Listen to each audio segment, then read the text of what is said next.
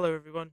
I just want to come on and say thank you so much for the really positive response we had to episode one. It was launched on Spotify and YouTube simultaneously. I've had loads of downloads on Spotify and listens, and loads of views on YouTube, which has been, again, really positive. Loads of comments and people messaging me. I've now sort of got a bit of a list on the go of people wanting to come on, tell their stories, um, mainly paramedics at the moment. So again, if you want to join in, submit your stories, submit questions to people that I might have on. That'd be great. Just send me a DM. Again, to remind you of my socials, it's at that salty para on Instagram, TikTok, and Twitter, X, whatever you would like to call it now. So this is just a bit of an introduction into episode two. The gentleman I interviewed had a very short period of time with me, unfortunately. So there will be a part two to him. I'm not sure when that will happen. I have to apologise in advance for the poor audio quality on episode two. Um, I don't know what happened with my caster equipment. I'm not going to blame the equipment. I'll blame myself. This is a really, big learning experience for me, both with technology and software. So again, forgive me. I hope you enjoy the episode, and yeah, leave your feedback, DM me, whatever you want to do, or again, if you want to come on, send us a message. All right, thank you. Hello.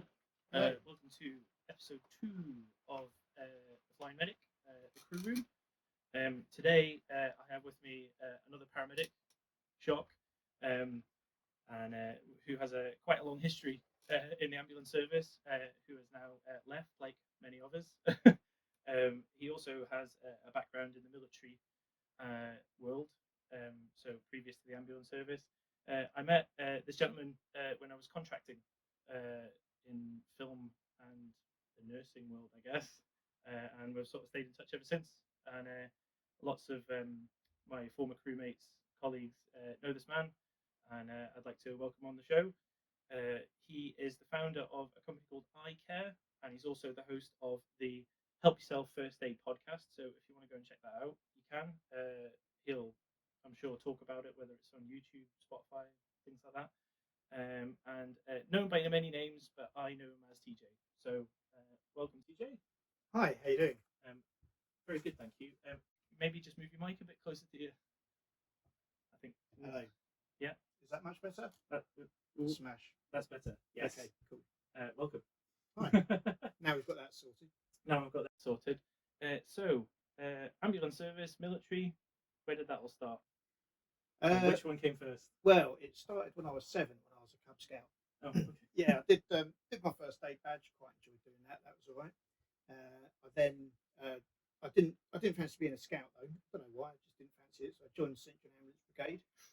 Yeah, I was a Johnner for 23 years or so. Ended up looking after a bunch of first responders in Gloucestershire. That was quite an adventure. But I always fancied joining the military. I did 13 and a half years altogether. Started as a reconnaissance trooper. Okay. Kind of, I suppose the easiest way to describe that is search and destroy. Hide in places, look at stuff, tell people where to go and bomb it. I then did a year as a dog handler. In the military? In the military, yeah. On operations in Bosnia. Okay. So I did 9 months in Bosnia and 3 months in Kosovo. That was quite interesting. A lot of fun. I then transferred into the Royal Air Force. I did 3.5 years as a trainee helicopter crewman. I wasn't much cop at that, to be fair. Okay. The 5 or 6 things that I needed to do, I could probably do 4 or 5 of them.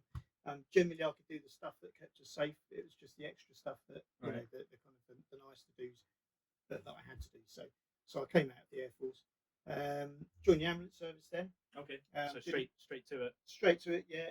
Straight out of the Air Force into the ambulance service.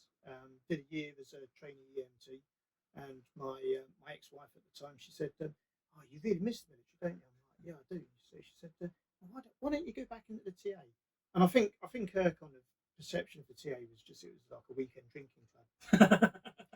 So I looked. What was it? Well, I looked for the most hardcore unit I could join, and those of you that know what goes on in Hereford, I joined a unit in Hereford, Okay. and I was with them for a year as a trainee specialist signaller. But Okay. Was that with your background from what you originally did? no, it was just something completely different. Oh, I okay. just fancied going out and joining the SAS. Fair enough. Really, Nice. as you do. Yeah, So yeah. so that was a support unit with them, but it was too much really. So Okay. I was working every other weekend with the ambulance service, and I was working every other weekend with Right. So just it reserve. consumed your So entire it did, life. yeah. So that came to an end. But then I joined. So I transferred to the intelligence corps, and I did 5.5 years as a reservist intelligence operator, Okay. Right. and that was mega. Sneaky squirrel stuff. Oh mate, it was so cool. It was just so cool. It wasn't, necessarily sneaky scribble stuff. Although my ex-wife did think I was a spy. I didn't disabuse her of that option. You did live near Gloucestershire at the same time. Didn't you? So there's that, yeah. And I've got, I know people that have been on the national news for stuff which is just kind of that they shouldn't really have been on the national news for it. But anyway, so yeah, I just spent 5.5 years having a whale of a time. Yeah. Just really enjoying it. And that's well, not part time, but that's like reservist. Yeah, part time. Yeah. Part time. Okay. Yeah. And So a weekend a month, Okay. and kind of a week evening, 1 week evening. Okay. But then every year you've got to do a couple of weeks on what they call a camp qualifying event. Right. But what that is it's 2 weeks either on operations or on an exercise or with your unit doing whatever they're doing, and just doing your job. Yeah. Doing your reservist job. And yeah, it was awesome. We did kind of photography courses, we did lock picking courses, we did the main. Definitely sounds sneaky squirrel. Well, yeah, but it wasn't to be used. It's just kind of this is what you could do as part of your role. But the main thing we did was we were analysts. Okay. So we'd get information. So we'd be told like this is what we're trying to do. This is what we're trying to find out. So then we'd collect information, we'd analyse it, and then we'd disseminate it to the people that needed to know. So it could be that one day I'd be talking to general whoever on a big issue kind of thing, and then the next day I might be talking to a load of troops about a really small issue thing, which is the same kind of. So you're going to be tasked on this part of that big issue. Okay. And then at the weekends we'd. So there was one occasion we were due to go to the ranges, firing ranges, and we got there on a Friday night, ready for this weekend of shooting, and got told, "Nah, you're not going shooting." We're like, "Oh, mate, I love shooting. Shooting's really love." So what we did range time. exactly, yeah, get a few rounds down the range. So we got told like we're in the bar tonight. So obviously we had a good time in the bar, and then jumped in the minibus in the morning. Went to questionably sober. Well, no, we were definitely, we were able to operate definitely. And anyway, so we got taken to this army unit, and we went in through the main gate, and we went in through another set of gates, kind of right out the back. Yeah. Everything taken off us, and we spent a day looking at some information, analysing what we thought our take on it was, and then pinging it back to Afghan. Oh, okay. So and then and you don't really know why you're doing it. Yeah. And then a few weeks later on the news, they tell you about a certain operation that's And happened. you're sat there with your cup of tea, like, oh, shit. And they say, and lives are saved because of the intelligence gained. And we're like, yeah. Yeah. Do you know what I mean? Because we've had a direct input into that. Yeah. And all we did was sat drinking booze, like tapping away on the computer. But it was really fulfilling work. But it's a good laugh as well. And I've made some really good mates there. Some very good mates. And I'm guessing that's like lifelong as well. Yeah, I'm still in touch with some of them now. Trauma bonding. Yeah. Well, much like the ambulance service, much like you and I. Absolutely. You do some silly stuff, and then and it just ties you together. Yeah, and what I found with the military and with the ambulance service as well. I was about to say, is there a lot of comparisons you can draw between the two? No. Oh, okay. There are to a certain extent. Yeah, you've got the like you say, trauma bonding. The black humour, the kind of the ability to talk to a lot of different people depending on what unit you're from. Yeah. But what I was going to say something, and you so rudely interrupted me. I can't remember what it was. No, it was Oh yeah. So what I found is that you can bump into people after a few years. Yeah. And because you've got that shared experience. Yeah. You just pick up from where you left off. Yeah. So we've not seen each other for probably a year, 18 months or 18 months or so. We've kept in touch. Vaguely, social media, all that kind of stuff. But immediately I've arrived here in the studio, and we've just caught up with what we're doing and where we're going and what we're going to do, what our plans are, and we immediately understand because we've got that shared experience and that kind of life, that lifestyle. And it's a lifestyle. You know, I couldn't go back. I don't think I've ever really done a normal job for more than a month or two. Yeah. Do you get bored? Oh, mate, yeah, massively. Massively. Was it a desk job or something like that? Yeah, so when I was when I came out of university, so I did a year at Coventry University studying disaster management. And Is that like CBRN and stuff like that, or is that no, it was more of the disasters? it was natural disasters, managing natural disasters, the kind of the organisational kind of management of stuff. So it's kind of it was on the ground, a certain amount of on the ground stuff, but also kind of more theoretical. Kind of this is how you look after it and how you manage it. Because there was a lot of disasters that had gone on, and they'd realised that actually people were going through the ranks of these NGOs, and no one knew how to manage it. Yeah. So exactly, yeah. That's what we're really good at. I mean, it's a bit like the ambulance service. If I'm honest with you. Do you know how to do this? No, neither do Because, I. Should we do it? But people would get promoted up, and they wouldn't necessarily have the management experience to go there. And it's the kind of the best of the lowest common denominator. So they put this degree program together. But I was never really academic. I only really found out I was academic, funny enough, in the ambulance service when I did my foundation degree. So I did the first year, didn't pass. I think I passed maybe 2 modules. You know, and it just didn't work for me. And then so I thought like I joined the TA, joined the reserves, but I needed a bit of money to come in then. And so I went to an agency and I did some data entry. Okay. And if you know me, sitting in front of a computer just putting numbers in, it's just not my thing. So I did it for a couple of months. And then I walked past the drive. It was completely. And then I walked past the driving agency, and I thought, do you know what? Driving trucks is a better idea. And it totally was. You know, I earned more money. I had more fun. I was my own boss to a certain extent. You know, as long as I got from A to B, job done. But what I did is I treated the Army Reserve as my career. And then if anything came in with the reserves, I'd do that. So it might be a question of so there's one time we were on Salisbury Plain, and there was a squadron full of blokes there. So that's about maybe 100, 200 people. And the squadron commander, he's got us all together. He said, right, folks. So we've got a gig coming up soon, and it's in Canada. Who fancies going to Canada? So every man jacks put their hands up. They're like, Canada. Who can go next week? So me and 3 other blokes put our hands up. That's fast. So he's probably going to be a very small pool of people. He said Ed Case, because I don't know why they called me Ed Case in my troop. Ed Case, how come you can? How can you guarantee that you'll be able to get the time off to go next week? So I'll just make a quick phone call. He says, well, you've got a mobile phone, haven't you? This was like 98. No, 98, 99. Hang on, and just pull my brick out. Exactly. And he says, you have a mobile phone, didn't you? Make the phone call now, then. And I think he was trying to catch me out. So I've pulled my phone out and I've called the agency and I said, I'm not coming in next week, so I'm going to Canada. And they're like, yeah, okay. And he's like, good man. That's what we like to see. Initiative. I love it. Oh, good man. So I spent a couple of weeks in Canada with the regular army, driving stripped down Land Rovers, running away from Challenger 2 tanks, driving through fire, and just having a wave of time. Yeah, it was. It probably was. Yeah, and what they do is to simulate throwing a grenade. They'd get a thunder flash. They'd lob the thunder flash, which of course is sparking at the end, and it would set the Canadian plane on fire. So what we did is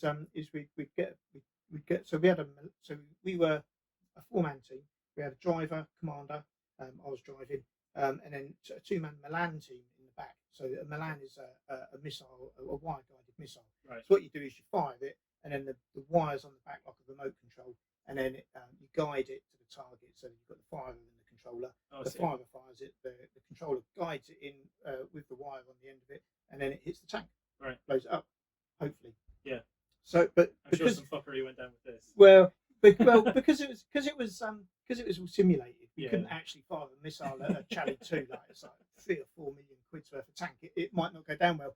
So we'd throw a flunder flash. Sorry, boss. To simulate that we'd fired this thing, but it would then set the Canadian plane on fire. So the Milan team would have gone forward on foot, and then what we'd do is we'd come in behind them pick them up, and then hot foot it out of there. Yeah. And the Charlie tank is an amazing piece of kit. Mm. It's got thermal imaging, it's got optical sights, it can see like 1,000,000 miles and all this kind of stuff. It could probably blow a hole in the moon if you asked it to.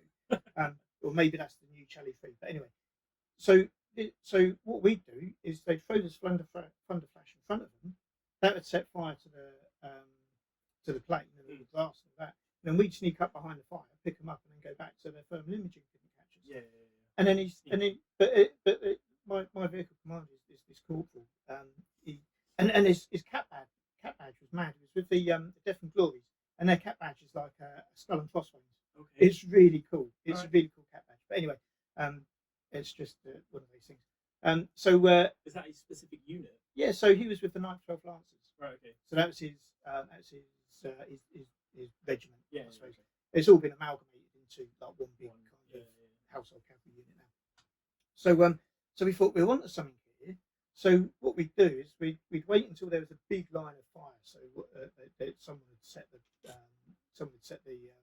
plane on fire for whatever reason, like a simulated artillery shell or whatever it was. Yeah. And so what we do is we'd sneak up behind this line of fire, and he'd say, "Right, okay, so you ready to go?" And I'd be like, "Yeah, I'm ready." He's like, "Right." He's like, "Right, drive through the fire then." I'm like, "What?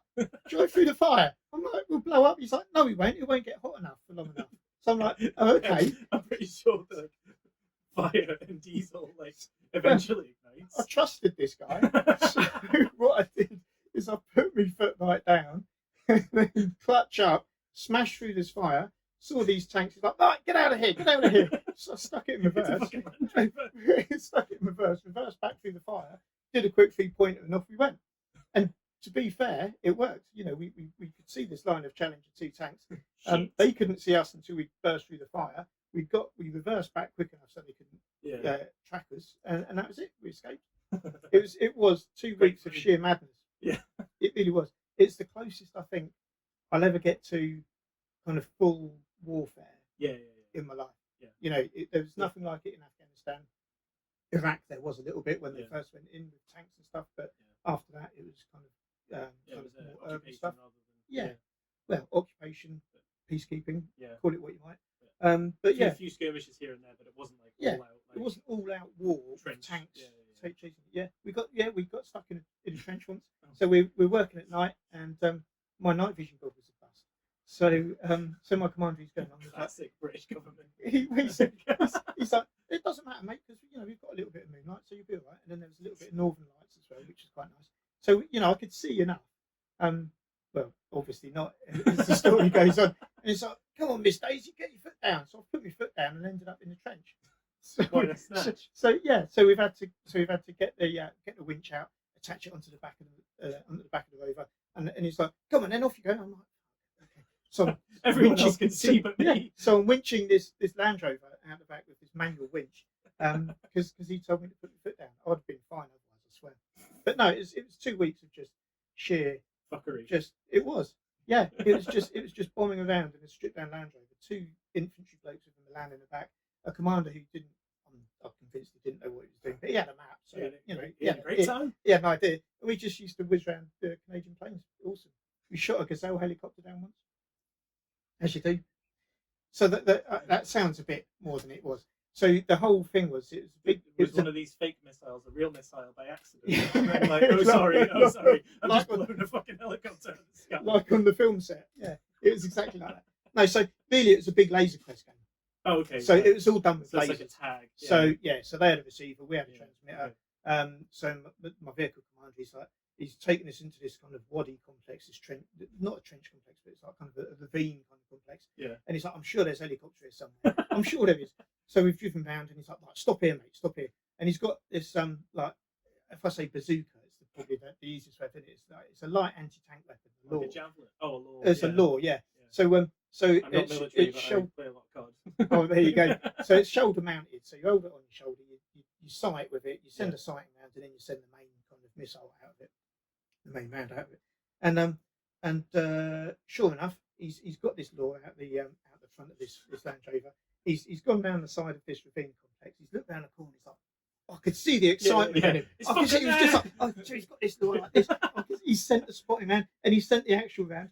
And the next thing is because there were helicopters just going waka waka waka waka waka waka waka, and he's up, and you could almost see the dejection that the pilot felt just with the slowness of of how quick he flew away.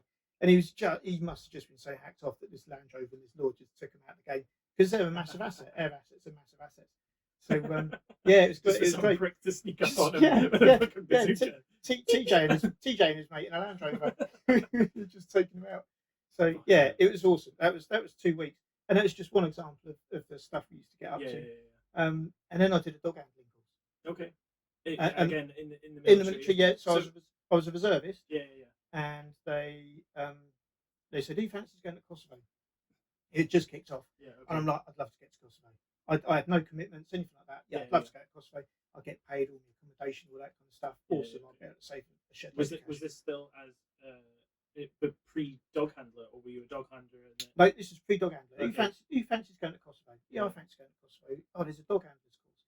Now, when I was a kid, I got bit by a dog, and I wasn't really keen on dogs. It wasn't really my thing. Yeah. I just wanted to get out and fight. Yeah. Really. So that's you know, there was this. Yeah, well, this was it. You know, you want to get out there, do your job. Yeah. So they sent me on this dog handling course. Passed that, and then I went to the Reserves Training and Mobilisation Centre in Chilwell, in Nottingham, RTMC. Did 2 or 3 weeks, I think it was there, which was just kind of bringing us up to speed so that we'd be on a roughly on a par, you know, kind of the lowest common denominator with the regulars. And they sent me out to Bosnia, because obviously they got it wrong, and it wasn't Kosovo that they were going to send me to. It's Bosnia. But so I got out there, and there's a section of 4 dog handlers, and I've turned up. I've just been promoted to Lance Corporal, so I've got a stripe, and nice. So yeah, it's all right. You know, it's another 25p a day or so. So you know, it worked out quite nice. So I've got out there, and this dog section, it was all gunners. So it's an artillery unit that was there, and they had their own composite dog unit. So it's all gunners, which is the equivalent of a private soldier. So I've tipped up, and like, right, you're in charge, mate. What? Well, yeah, you're Lance Corporal, mate. You're in charge. It's your dog section. So they took one of the guy that had been running it. They took him out and put him in the ops room. And I've got these 3 guys and 3 dogs, and like this dog section, and I'm responsible for the security of the camp at night. Right. And I'm like, shit. Yeah. How am I going to do this? So I just thought, right. Cheers. How can we make it a laugh so that they're going to want to do this? Yeah. So that the guys are going to want to work. Because working nights is, you know, as you know, it's crap. No one likes working nights. So I thought, how can we make it fun? How can we make it good? So I made sure that we had a rotation of training, operations, and time off to do really what you wanted to do. So we'd have our normal training, but then what I did is I did a series of little exercises. Okay. So at one point, so there's a shop out there. So at home you have the NAFI, the Navy Army Air Force Institute. Out there you have the EFI, which is the Expeditionary Forces Institute. So one night I held that up with a pistol, and the dog handler came around the corner, and I'm holding the EFI up. So he's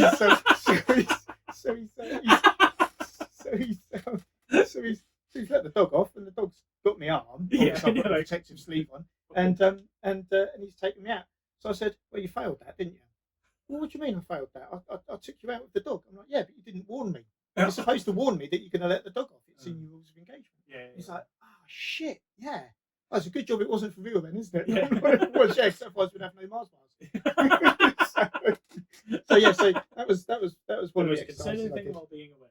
Well, yeah, but you know, an army marches on its stomach. Yeah. So absolutely. Yeah, but so I did a few kind of little mad exercises like that. Yeah. And then one of the dog handlers at another unit got fired. So he got taken out of the dog section because he was just crap. Anyway, so relieved from that post, but kept in the military, or was kept in the military. Okay. He was just relieved from being a dog handler. Yeah, fair. Okay. So he just got taken out, but they needed another dog handler down there. A new artillery unit had just come in with their dog handlers. So I was kind of a little bit surplus to requirements. The other guy, their senior dog handler was another Lance Corporal. So it's just a little bit kind of, you know, a little bit awkward. Yeah. So all of a Oh, sudden, hey, this vacancy I'm came up you. this vacancy's come up down in this other unit at the battalion headquarters. So I've gone down there. Yeah. But they've got a full corporal looking after that, so he's in charge. So I've just slotted in with them, and that was on a kind of a 3 or 4 day rotation. So we did 24 hours on, 24 hours off. Yeah. 12 hours on, 12 hours off, 24 hours on, 24 hours off. So in me 24 hours off, I'd get a bit bored. Yeah. So I went This down. is when the fuckery begins. Well, not Are you really. much of a practical joker? Not well. It wasn't, but it's a funny story. It's a funny story. Are you So- a practical joker? Like, Am I? Yeah. Not on purpose. No. But you know the expression "shit magnet." Yeah. Oh, It absolutely. We just- spoke about this in episode 1. I am a shit magnet. Like, so. Yeah.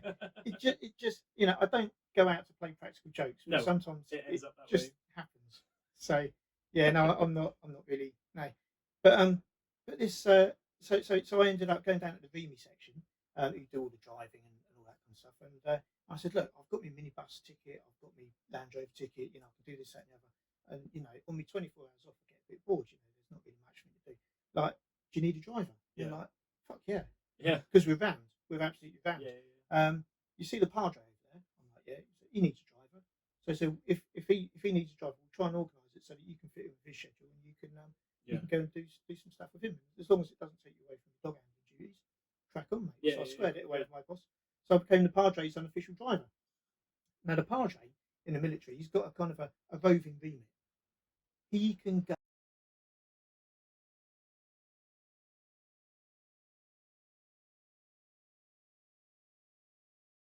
Yeah. And they get all the respect that a senior officer gets, but you don't call them sir. No. You call No, them no. padre. Yeah. Because obviously you only call God sir, apparently, which is why the officers get called sir. Anyway, so I became the padre's unofficial driver. So he generally took the church service down where we were, but there was one time the padre up at the multinational headquarters got called away as on leave or R&R or whatever. So he's like Eddie, could you drive me up to Banjaluga? I'm like, yeah, of course I can. No problem at all. He's like, right, so leave about 7 and we'll get there and we'll do the service and then come back after. I'm like, yeah, okay, yeah, sounds good. So he's jumped in the Land Rover and we always had a really good chat. He was such a nice guy. Obviously, well, he should be really being a padre. Yeah. Kind of goes with the job. So we've driven up there, had a good chat, and I joined him in the church and in the chapel there, and we had a bit of a sing song, and I was sat next to this guy in a pinstripe suit. He was obviously an officer, so we shared a hymn sheet, and we had a bit of a sing song and a bit of prayer, and all this kind of stuff, and this guy that I was sat next to, he's like, Corporal, are you coming for coffee? I'm like, oh yeah, I'd love to, yeah, free coffee. So Ambulance service, military, everyone knows caffeine. Absolutely, yeah. Well, we run on blood, sweat, and teeth, don't we? So so we've gone up to the Dutch equivalent of the Effie. Okay. Not the Effie that I held up. Okay. Another Effie. Is this like a multinational camp then? So yeah, so you had the Danish, the Canadians, the Yugoslavians, I think it was. Okay. I'm sure it was. Who else was there? There was someone else. Oh, the Dutch as well. Yeah. And they all had their own equivalent of the Effie. Yeah. Now the Dutch Effie was run by a Christian organisation. It was run by volunteers, with donations and all that kind of stuff. And it was mint. It was miles better than the Effie. It was so much They better. had all the good stuff. All the good stuff and all the God stuff, because it was a Christian charity. Okay. So obviously after the church service, we'd go to the Christian based place. So we're there, and this officer sat himself next to me, and we're chatting away, and he says, "Oh, what'd you do?" And I don't recognise your cap badge, because I'm a reservist, and it's not a very common cap badge. I said, "Oh, I'm a recce trooper, constant trooper. I've done dog handlers ticket. And I was telling him about it. He says, "Oh, do you enjoy it?" I'm like, "Oh yeah, I enjoy it very much." So yeah. And I said, "So what do you do?" And what do you do, sir? And he said, "I'm the commander of the British Forces, Bosnia." I'm like, "Oh, do you enjoy it?" And he said, "I do very much. Would you like sugar in your coffee?" So I've got the commander of British Forces putting the the sugar in my coffee and stirring it for me. And then all the dog handlers from the unit I sat there like, what the fuck? They're like, what on earth is he doing talking to the commander of British forces over a coffee? It just doesn't happen. And yeah, but going back to what we were saying earlier, you know, the ability to talk to people, it's what we do. Yeah, it's what we yeah. do. And you know, it stood me in good stead. You know, just from like silly things like that, stood me in good stead in the intelligence corps. You know, being able to talk to people, get information from people. It stood me in good stead as a paramedic. And now it's standing me in good stead, you know, as a business person and my entrepreneurial journey. Exactly, yeah. So yeah, being able to talk to people is a massive skill, massive. And you know, I do like a bit of a chat. It's always good, especially when you're coming on things like podcasts. Well, yeah, and you know, and running my own podcast as well. You know, it just helps. But it's how you communicate, and you know, being able to communicate to you know to a dog handler, and then to the commander of British forces on an appropriate level. So that, you know, it's a real skill. It can be a real skill. You have to taper your expectations and taper your language selection, I guess. Yeah, absolutely. You know, and that comes with everyone's house that we go into, everyone we meet. We always taper our language and how we speak to people, and absolutely. And it's about respect. Like a bit of a chameleon as well, you know. Yeah. Just like adapt to our situation. And what I found is if you start respectful and professionally, and then go on, and then once you've worked out what that person's like, then you can kind of adapt to what they are, because you can always carry on just being professional. Yeah, absolutely. You know, and what I found is when you start personally, you can't go back to. It's very hard. Yeah. It's very hard. But also, if someone turns out to be a dick, you can just carry on being professional. Yeah. And smile and wave, boys. Smile and wave. And there's a brilliant book I read called Verbal Judo. Okay. And it's about this guy who was a professor of English in New York. Right. Gets a bit bored of being a professor of English. Don't know why. So he decides to become a cop. Oh right, okay. So he joins the NYPD. Right. And he realises throughout his time in NYPD that there's a certain way of talking to people to disarm them, and then to, as in judo, throw them over and kind of get them to do what you de-escalate it completely. Yeah. So it's de-escalation, and then kind of turning things to how you want them to be. Yeah. But he does it manipulating your environment just by talking to people. Yeah, manipulating it, changing it, being aware of it, using the force of what they're saying actually to your advantage, that kind of thing. Absolutely. And reading that was actually quite a game changer. You know, just the way you talk to people, the way you listen to people. Yeah. Because communication is obviously a two-way thing. What was it you said? Oh no, it's just a joke. Communication's a two-way thing. Yeah. What? Yeah. But it's about your audience, isn't it? So I came out with something there really suddenly. You weren't expecting it because it wasn't appropriate. No, it wasn't appropriate. Whereas if we'd have been joking and laughing around, because we've gone from like, you know, I've had a few laughy jokes and that in the conversation, and then we went to a period of actually being a bit serious. And then somebody back to a joke. You're like, what the fuck's this guy talking about? Yeah. Where did that come from? But that's communication. Yeah, it's all about, and it's all about, you know, a certain amount of planning sometimes. Yeah. You know, knowing your audience and being able to say, actually, I know what's appropriate now. I know what's not. You know, I've been looking a lot with marketing. Yeah. And kind of your marketing message and all these kind of things. And there's a company called so these guys, they say that, you know, there's a certain kind of theory to how you market and how you talk to people, and using that, you know, having a plan of what to say and how to say it, and then suddenly dropping a bombshell. Yeah. Just you know, because it just interrupts things and it gets people's attention. Yeah. So now people are hopefully, they know that we're talking about communication. I just dropped a massive bombshell there. That, or it's just a shit joke. Hopefully we're going to communication route. But anyway, So, so throughout your life, you know, being able to talk to people, it's been a massive bonus. It's just been a massive bonus. It smooths lots of things over. You know, especially if you can just, you know, talk to people rather than getting fisticuffs or. Well, so I've done a lot of agency managing people's expectations. Well, I've done a lot of agency work as a paramedic, and it even started when I was in the ambulance service. So I got my paramedic ticket, and I thought, and working in Gloucestershire is great, but the kind of the larger kind of jobs are relatively rare. Yeah. So I thought, you know what, I'll go down to Bristol and I'll do. So I had to make High up. acuity, I had low some. volume. Yeah, I had to make up some. Had to make up some shifts as part of the rota. I thought I'll go down to Bristol and do that. And there was two reasons for that. First of all, because I could get that experience, and secondly, 67p a mile on mileage to get down there. Do you know what? I love some of that. Thank you very much. I'm not sure if anyone ever realised that. There's another thing about. I'll tell you. I'll maybe mention. What did I call them? Cash shifts. My cash shifts. I'll tell you about them in a second. So what I did is I'd go down to Bristol and I'd do a shift on the car down there. Yeah. So I'd get the usual kind of stuff that you get in Gloucestershire, but then you'd get the occasional bit of high acuity. But it was more than you get in Gloucestershire. And then I realised with the 67p a mile, actually I could make up my shifts anywhere. Yeah. So I started playing station bingo.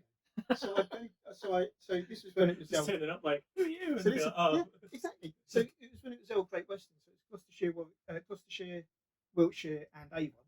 So I tried to do as many of the ambulance stations in that region as I could. And it was people. I'd turn up and they'd be like, "Who are you? Which station do you work out of?" "Oh, Stavern." Like, "That's right at the north of the county." Though. I'm like, "Yeah, I know." Thinking of 67p a mile to get there. I wonder why you're here. Exactly. But what it was great for was it was great to like meet new people and see how they did things. Yeah. See different systems of work, because although it's the same organisation, completely different ways of doing Absolutely. it. And you'd see this stuff and you'd go back and you'd suggest it and people would be like, "Oh, couldn't do it like that." Well, how come they do it? It's the teeth dryer. Yeah. Yeah, exactly. But well, how come they can do it then? Why can they do it and we can't? Just policy. We've always done it like this. Yeah. We've always done it like this. Okay. But even within Gloucestershire, the main hub station does things completely different to how like hub stations do it. Yeah. And then it's like, well, why? Hang on, what? And then it's like, we've always done it this way. Exactly. Like, yeah. All right then. Or I could lose my registration. Yeah. How could you lose your registration? Please tell me how. and there'd be silence. Yeah. Because they couldn't actually. There's no response to it. Because they just hadn't thought of it. Yeah. So I got used to doing that. Stood me in really great stead when I was working with the agency, and it got to the point where I could jump on an ambulance within about 5 or 10 minutes after chatting to the ECA tech or whoever I was working with. I could tell whether they'd been assaulted or they were going to get assaulted. Yeah. Purely because of their attitude. Yeah. Because unfortunately, we know these people. Unfortunately, when they do get punched, or you hear, oh, so and so got punched the other night, you go, yeah, I was waiting for that. It shouldn't happen. Yeah, no, of course it shouldn't happen, No. and I don't condone it. But it's not necessarily unexpected because you know that their attitude and the way they talk to people just isn't right. Yeah. Their colleagues, their patients, families, whatever. They've just got the wrong attitude. And 9 out of 10 or 8 out of 10, there's a high percentage of complaints that go to the HCPC are based for paramedics based on attitude. Yeah. So change your attitude, sort it out, don't be a dick. Yeah. We covered that in episode 1. Just don't be a dick, and you get so far just by not being a dick. I've not listened to episode 1 yet. So it's absolutely true. Yeah, it's absolutely true. Just don't be try not to be a dick. Sometimes sometimes it's necessary. Sometimes dickery comes to you, and you just can't. And then sometimes you think you're doing the right thing, but actually they think Yeah. But in general, if you're not a dick, you'll be alright. Yeah, absolutely. Like, it's just fact of life, isn't it? Like, but that's how to get through. Well, whatever service you're working for, really. Unfortunately, you can't always cater for other people being dicks and that affecting you, but that's just how it is. So try not to counter it too badly. Yeah, exactly. And it's and again, it's that communication, isn't it? It's how you deal with it. Yeah. And then if it happens too often, just leave, which is what I did. Yeah. How long was the ambulance service in total for you? Oh, that's a good question. So I joined West Mids in 2005. No, I started in Coventry and Warwickshire. Okay. Because this was pre-amalgamation. Okay. Yeah. So Coventry and these Warwickshire, big trusts. and then they amalgamated into West Midlands. Okay. And then so I was working over at Stratford on Avon. Brilliant, loved it there. Really loved it. Really great team at Stratford Station. I was just travelling an hour. This was before I was on the agency and doing my own private stuff. So it's an hour there, an hour back. It's a big hit. Yeah. It was quite a big hit. Yeah. Petrol was just about reaching £1 a litre. I know. So I wish that would come back. Yeah. Wouldn't it be great? But without the pandemic. Yeah. But so vacancies came up in Gloucestershire. So I thought, you know what, the ambulance station's just around the corner from me. Why not? Yeah, nice. So I joined them in So it was 2005. I joined Cobham, Warwickshire, and then it would have been 2008. I think I joined Great Western. Yeah. GWAS. Yeah, GWAS. Yeah, and then they amalgamated obviously to Southwestern, and then it's not the proper Southwest, it's is it? These According to Northerners. many sources. These Northerners. But and then 2000. So it's kind of a funny story. So I was a paramedic. So I started as an EMT, as a tech. I then did my paramedic ticket. Just after I did my paramedic ticket, I started doing some work. I joined the SORT team. Okay. Which is, it's a very grand title, Special Operations Response Team. And what you do is you scrub. Yeah. You're just a scrubber. All you do is you get people wet. Not like that. You get people wet, and then you scrub them with a scrubbing brush. Yeah. And then you send them somewhere else. And it's decon. So it's like CBRN decon. So I joined that team. Loved it. Really enjoyed that. That was another little string to my bow. And then I went for, so that a job came up as kind of a county coordinator for the SORT team. So I put in for that. Didn't get it. An ECA got it. Who's a really great guy, and I'm so glad he got it because he was kind of, well, there's no point in me going for it because you're a paramedic and I'm the ECA. I'm like, it's not a paramedic job, mate. Yeah, it's a coordinator's job, and you'll be just as good at someone it who's as me. good at managing people and absolutely. Logistics. Yeah. And this guy, he's brilliant for it, absolutely fantastic for it. So he got the job, and they offered me a trainer's job. Okay. So what to train so further SORT members? It's a PRPS trainer. Oh, okay, right. PRPS instructor. Yeah. So the big nuke suit with the big visor on the front and the filters in the back and the little motor and all that kind of stuff. So yeah, powered respiratory pressure suit or pressure powered, whichever it was, PRPS. So used to death in Salisbury. Yeah, exactly. Yeah. So many a sweaty shit. Yeah. Sat on that job. Yeah. I just left before that happened. But anyway, so I did that. I did that instructor's course, and then they started pimping me out. So this was with the resilience department. Yeah. So it's completely separate to the kind of the frontline ambulance sort of side of things. And these guys pimped me out to the local hospitals, I could teach the frontline. So I could teach the emergency department staff, PRPS, how to use the suits for their decon stuff. So I did that, and then Ebola became a bit of an issue. Right. So they taught a load of guys how to do the Ebola response. They sent like half the heart teams out to West Africa, and they sent the instructors out there, and then all the military guys went out there. And then someone thought, shit, what happens if someone comes? We've not got anyone that's trained to put the Ebola just kit on. Everyone is out in West Africa. Yeah. So there's a bunch of us. So that sounds like a committee decision, if ever did I hear one. Absolutely, absolutely. It's kind of it's just a kind of a anyway. So the Public Health England, they got a load of people together. So there's myself. There was a infection control officer from Kent, I think he was. There's a couple of heart instructors who weren't necessarily PRPS instructors, but they were heart, so who cares? So there's 4 of us from the ambulance service, and one of the instructors from the CBRN training place, the ambulance CBRN training place. NBOC or EBOC? I don't know. It may have changed since my time, but anyway, so one of their instructors as well.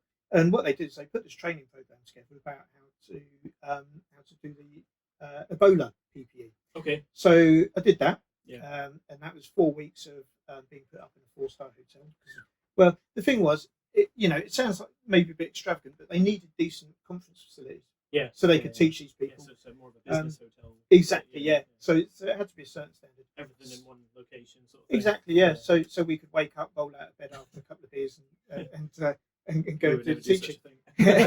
So, but in in a serious note, it was really good quality because we could teach a whole load of people from all over the place. They could come to one central location in a very short space of time, which is what was needed, Yeah, just in case someone did come back and there was that Scottish lady. I don't think they went for our training, so I'm not sure what happened. Probably didn't end Was that up. the nurse? It was, yeah. To be fair, she got picked up, went down to London, was treated in London. She was fine, the specialist, and it all kind of blew over.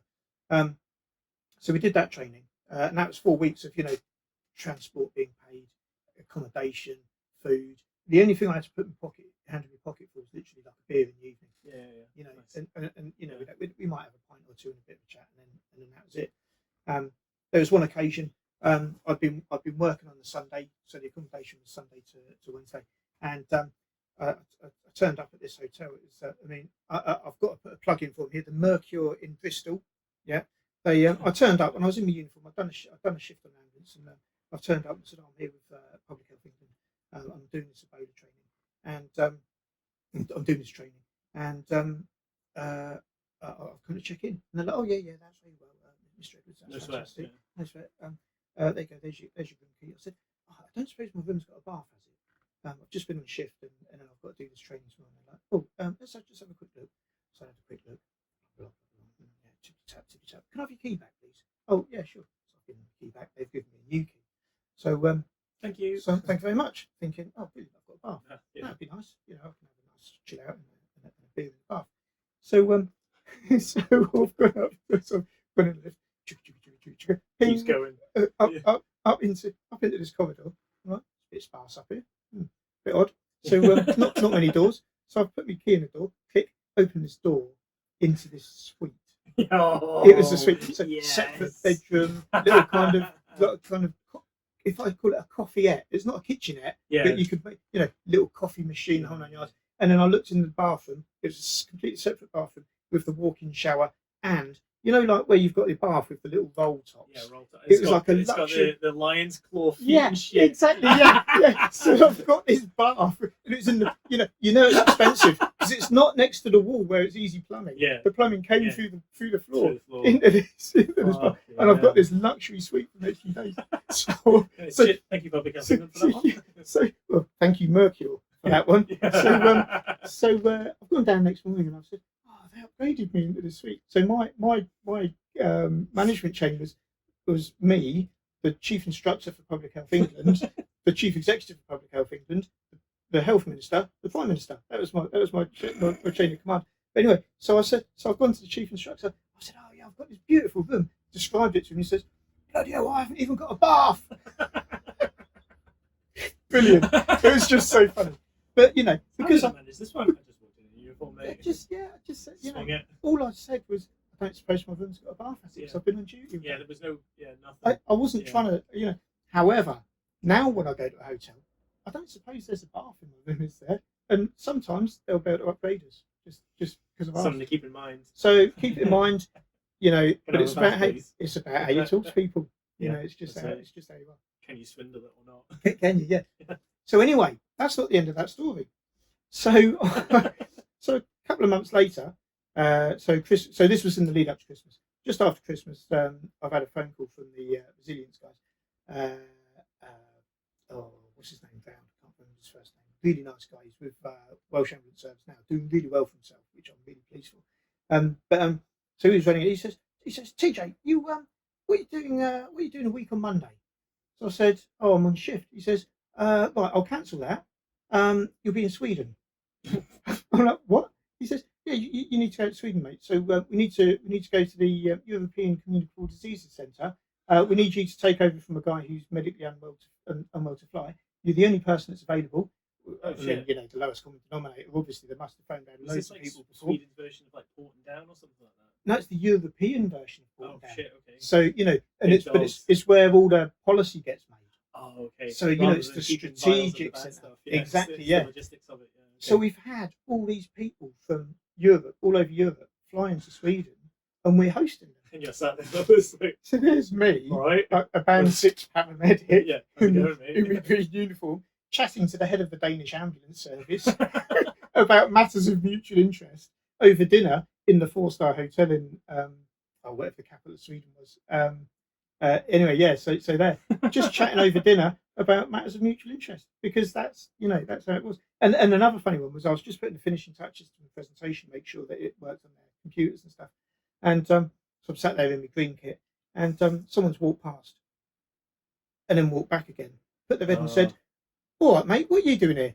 I'm like, I'm doing a presentation with Public Health England. He says, really unusual to see an English ambulance service uniform sat in my office. Like this. So I just what I was doing. And he just kept, and he was obviously on a comment from somewhere, and doing his thing. So so you know, all the NQPs out there. The ambulance service can take you weird places. It can do, but you've got to take opportunities. Absolutely. You've got to see an opportunity. You've got to be able to take it. Take a few risks maybe. But really just life's about taking opportunities. And if you don't take opportunities, you know, I interchange luck and opportunity. Because you make your own luck sometimes. But there is a bit of right place, right time. Right place, right time, exactly. So if I hadn't joined the SORT team, if I hadn't done the PR, if I hadn't gone for that other job, the coordinator's job, if I hadn't done the PRPS thing, if I hadn't done the PH, it's like thing, links in a daisy chain. But you've got to do that first thing. You've got to do that first thing. And if it doesn't work out, it doesn't matter. You know, not everyone's going to end up in Sweden. No. But good. Someone's got to. Someone's got to go. And it just happens to be me. So I took great delight in sending pictures of Sweden and the ice bar and everything to all my mates that were on shift back at Staverton and in the evidence service. So it was good. But you know, that's what I've done throughout my whole career. You know, that's how I've ended up doing some quite crazy stuff. You know, military, in the ambulance service. Now starting in business, that's an adventure and a half.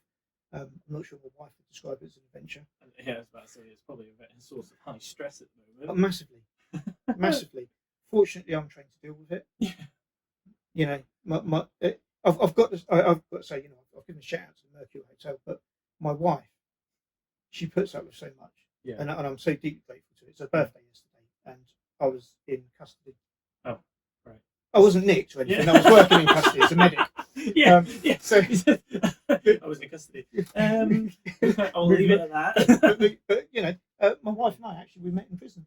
Oh right, okay. Yeah, and we got married in prison as well. Oh really? Yeah, it was a hotel that was converted from a prison. Okay. So, into a venue. But what I've got to say is, you know, my wife, she works so hard and she puts up so much for me with my kind of nice. with my lifestyle. It's not for everyone. It's certainly not for everyone. And okay, she knew I had a bit of a kind of a funny paramedic lifestyle when we met. But recently, you don't just work on an ambulance for the rest of your life. No, exactly. And I think you know, I was working a little bit on ambulances then. But you were here there. But I was doing agency work. And I was doing, you know, this, that, and the other. I was doing CPI and stuff, and all these different bits and pieces when we met. And I was living in Gloucester. She was in Northampton. You know, how's that going to work out? So you know, but I've got to say, you know, hats off to her. She's the most lovely person I've ever met in my life. And I can say that with absolutely no qualms. She's just amazing. Oh, she is. She's amazing. And you know, sometimes I really don't know how she puts up with it, because you know, starting a business, we foster as well. We've got some amazing foster children at the moment. Well, it's hard work. It is hard work. It's worth it. It's worth it. The fostering is definitely worth it. Setting my own business up, I'm not sure I'd have done it if I knew what was going to happen. I mean, you know, it's taken a year to get CQC registration. You know, and if you're going to do something stressful, you may as well do it all at the same time, like in the same time frame. Just take all the stress at once, rather than Well, this is what I'm hoping. This is what I'm hoping. When I'm making millions and I'm in my mansion, you know, and I'm flying my helicopter to and from the office, you know, when I'm doing that, it'll be worth it. But at the moment, it is very hard work. But what I've said for quite a few years now is, if it's not hard work, it's probably not worth doing. Yeah, absolutely. Because if you don't, you get out. It's, you know, it sounds cliched. What if you don't? You get out what you put in. You know, all these kind of bullshit cliches, but they're not. They're a cliche for reasons, because they're actually so true that people say it all the time. And it's true. You know, so if you don't work hard, you won't get any reward. You know, I mean, people. I think that's with anything in life, really. But, I mean, you know, you can make the choice to have a lifestyle, a benefit lifestyle. And you'll live a benefit lifestyle. You know, you won't be rich. You won't be drinking champagne every day. You know, be comfortable. But you know, you might be comfortable, and you might, you know, you'll get a but until you start putting effort in, you won't get those rewards out. Yeah. And some people are happy with that, and I have no objection to that. If that's how they choose That's to what you live wanna life, do, that's up to what you them. do, isn't it? It's people that work hard and don't get anything that I feel a bit sorry for. But Yeah. then it's a question of like working out how you can focus your effort Yeah. and get those rewards. But it's not even then about money or about having nice things in life. Yeah. It's about being satisfied. Absolutely. And my aim is to be satisfied and to have a happy life and to do those things. And the way I'm doing it is by starting a company, giving other people value, making sure that other people are looked after. Yeah. The company's called I Care for a reason. Yeah. Because I care. Yeah. I really do. And I know it, I might come across as a bit of a geezer, maybe, or a bit of a It's jack of all it's how trades. you've always been. Like, Well, yeah. Wouldn't change it. Like, No, would you? absolutely. But but it's all been because I've seen the opportunity. yeah, I mean, we've absolutely. not even talked about the flying I did in the RAF. Yeah.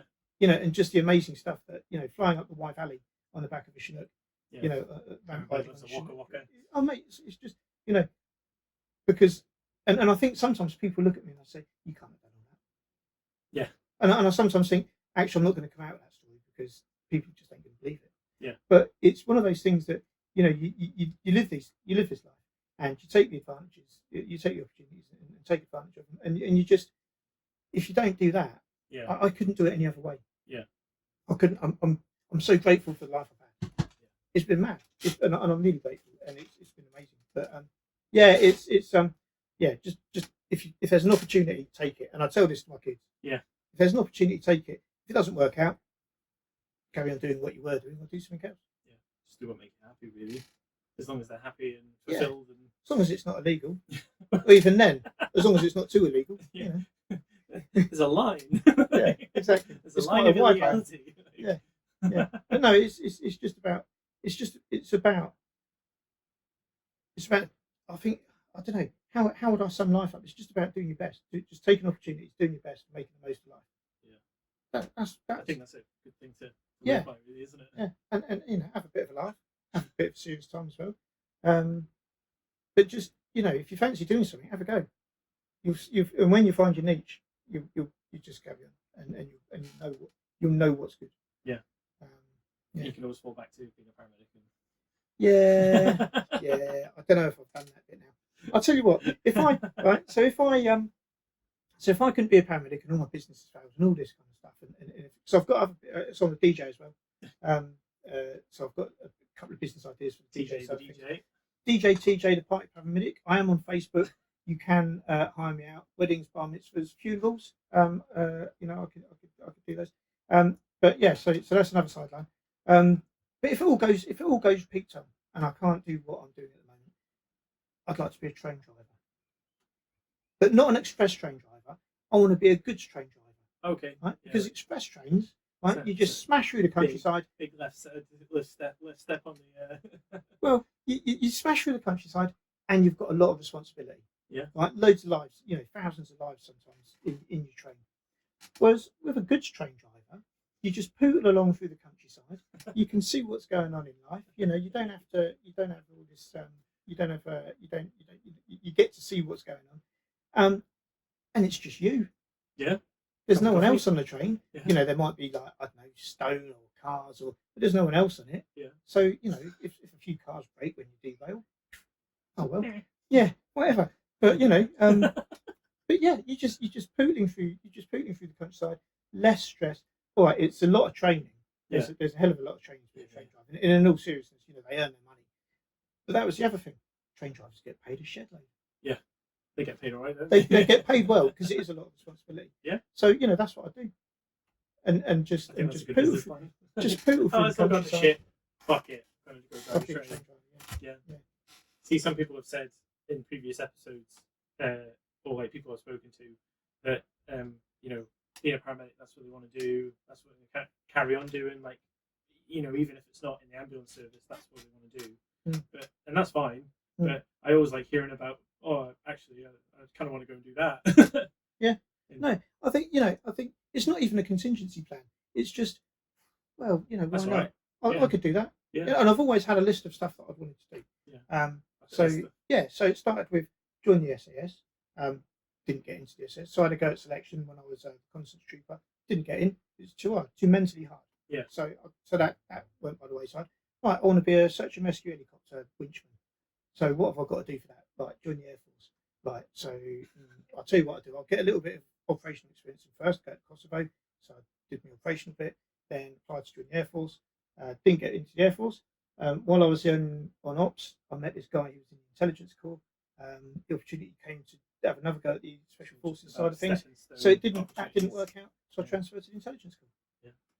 And then with the whole kind of search and rescue thing, I quite fancied the medical side of that as well, with St. John background and all that kind of stuff. So yeah, it is kind of natural stepping stones, and just going for the best thing that I can be, and then like I couldn't do that for whatever reason. What's the next step? What's the next thing that I could do? And it's not even contingency plans, because if you've got a contingency plan, you might not have the balls to go for the thing that you're actually going for. You might think, I'll go for the safe option. Don't go for the safe option. Go for the best option. Go for the best version of you that you can be, because that's how you should be. Yeah. Just be the best person you can. Yeah. I'm a Freemason as well. Oh, really? Yeah. Because Freemasonry, it's all about taking a good person and making them better. And that's exactly what it's like. I've seen it out of it. And that is a drinking club. I was about to say, what nights?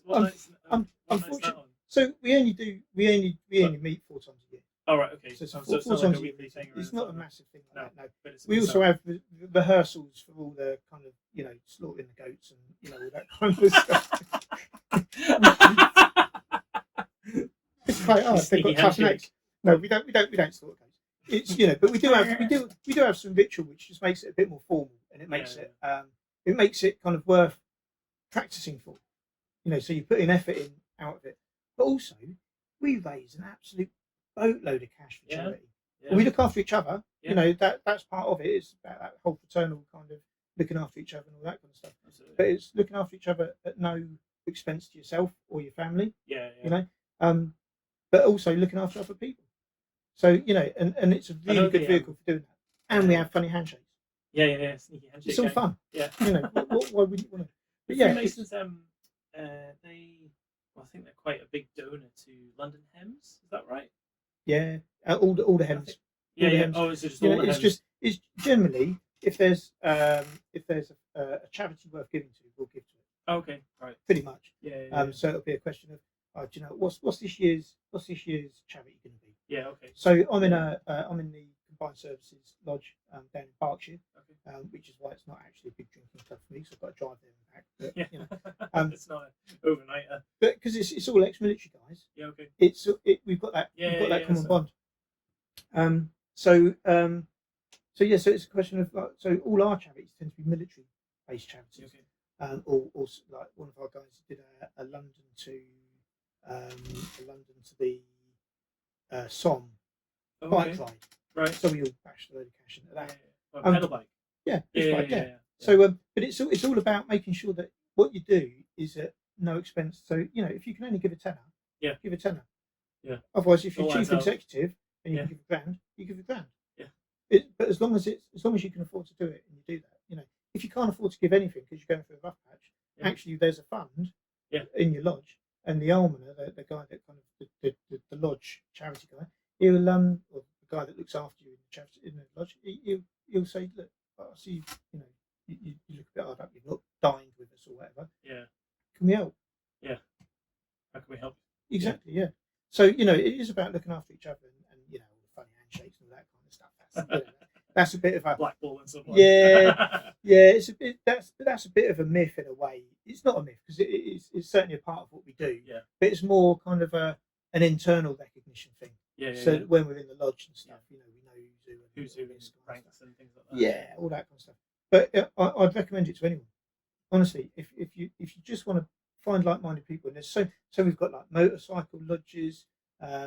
This one isn't for me, but there's a fine dining haute cuisine lodge. Okay. But so they're like chefs and stuff like that, or they bring? No, they just like nice food. Oh, fair enough. But it costs like 150 quid a time to dine, rather than 25. Yeah. So it's So but that's what they do. That's their speciality. But they've all got the common thing of being Freemasons. Together. So I don't really talk a lot about being a Freemason. I hope my mother-in-law's not listening to this because she doesn't know and she'd go spare.